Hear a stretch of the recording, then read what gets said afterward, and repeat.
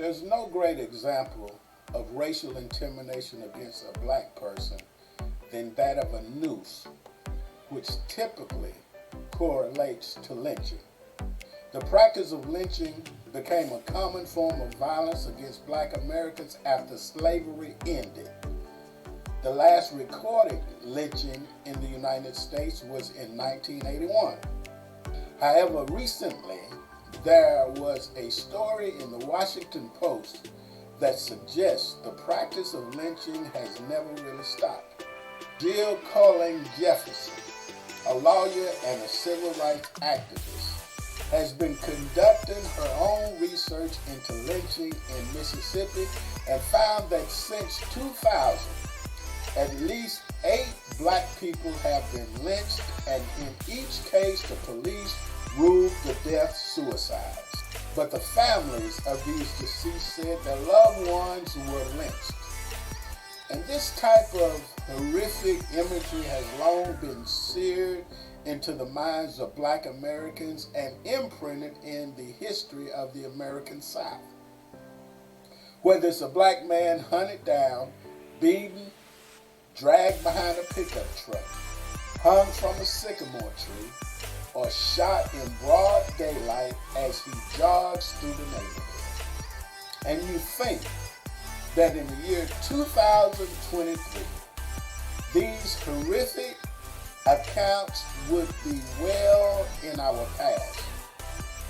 But yet, just last October, 25-year-old Rasheem Carter went missing in rural Mississippi after twice reporting to the Taylorsville Police Department that he was being hunted by a group of white men in pickup trucks.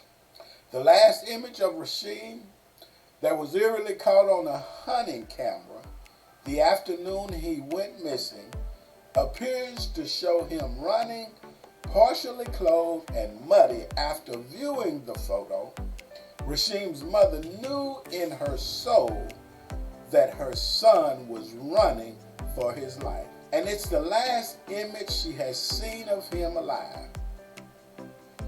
The parents believe there should be no doubt that this was an act of murder, a hate crime, and a Mississippi lynching.